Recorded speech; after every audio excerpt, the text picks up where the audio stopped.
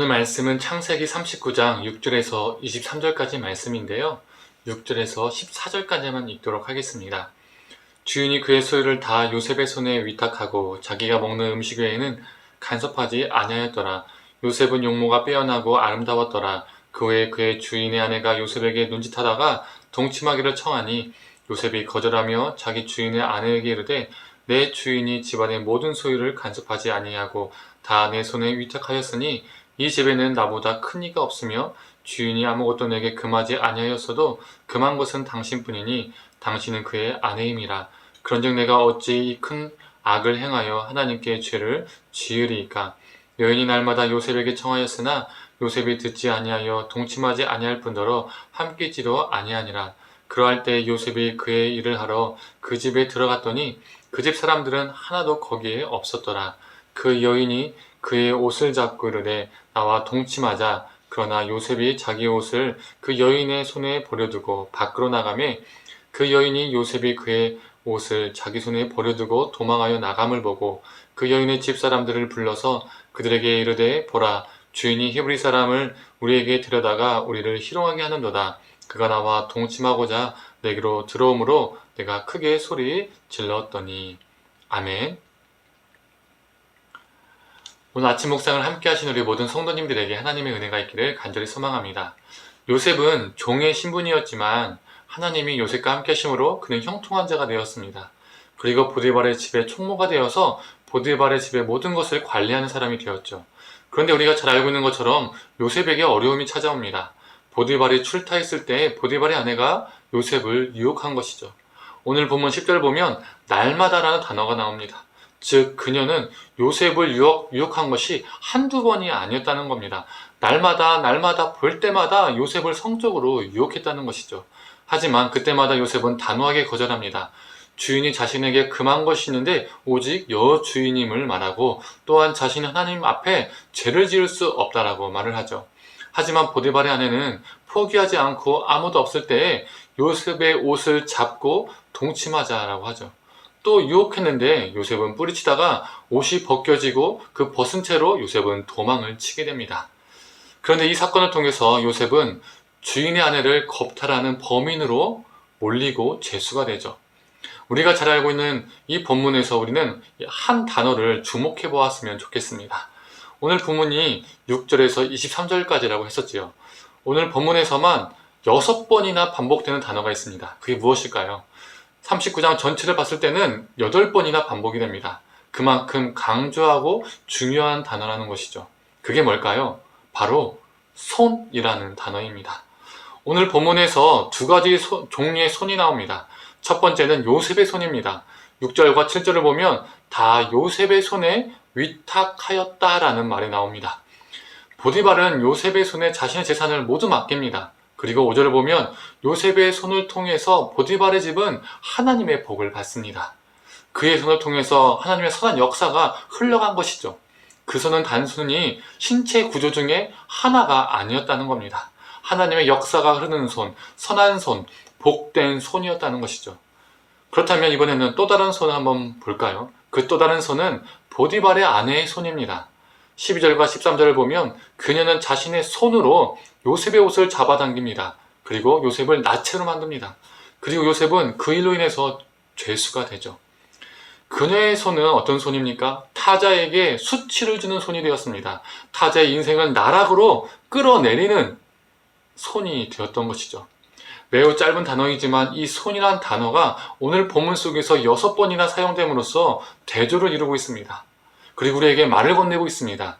너의 손은 어떤 손이 되어야 하겠느냐? 너의 손은 지금 어떤 손이냐라고 우리에게 질문을 던지는 것이죠. 사랑하는 성도님들, 우리의 손은 어떤 손이 되어야 할까요? 나만의 복만을 쥐고 있는 손이 아니라 누군가에게 복을 흘려보내는 손, 누군가를 끌어내리는 손이 아니라 누군가를 일으켜 세우는 손, 누군가에게 아픔을 주는 손이 아니라 아픈 자의 삶을, 아픈 자의 그 인생을 품을 수 있는 손, 잡아줄 수 있는 손, 그런 손이 되기를 원합니다. 악함을 행하는 손이 아니라 하나님의 선한 역사하심이 흐르는 손이 되기를 간절히 원합니다. 오늘 본문 마지막을 보면 죄수가 된 요셉의 손이 또 두 번이나 등장합니다. 21절에서 23절을 보면 간수장은 요셉 때문에 하나님의 은혜를 받게 되고 간수장은 그 모든 것을 또 요셉의 손에 맡기게 됩니다. 사랑하는 성도님들, 요셉처럼 어떤 상황에서도 하나님의 역사하심이 흐르는 손, 성실한 손, 믿지 않는 자도 신뢰하는 손, 그 하나님의 손 되어서 우리를 통해서, 우리 손을 통해서 하나님의 역사가, 하나님의 돌보심이 다른 이들에게까지도 흘러가기를 간절히 소망합니다. 함께 기도하겠습니다. 하나님, 오늘 본문을 보면 두 가지 손을 보게 됩니다. 하나는 선한 손, 하나님의 역사하심이 흐르는 요셉의 손을 보고, 또 다른 손은 누군가 인생을 수치로 몰아가고 나락에 떨어지게 하는 보디발의 아내의 손을 보게 됩니다. 하나님, 우리 손은 어떤 손입니까? 하나님, 우리의 손이 요셉의 손이 되길 원합니다. 우리 손이 선한 손이 되게 하시고, 하나님의 능력이 흘러가는 손이 되게 하시고, 하나님의 은혜가 흘러가는 손이 되게 하셔서 우리의 손을 통해서 누군가가 그 하나님의 생명을 얻고 하나님의 회복과 치유하심을 겪는 그러한 손이 되게 하여 주시옵소서. 오늘 하루도 우리가 만지는 모든 것이, 우리가 행하는 그 손으로 행하는 모든 것이 우리 손을 통해서 하나님의 선하심이 흘러갈 수 있도록 주님 함께하여 주옵소서. 감사드리며 사랑이 많으신 예수님의 이름으로 기도드립니다. 아멘.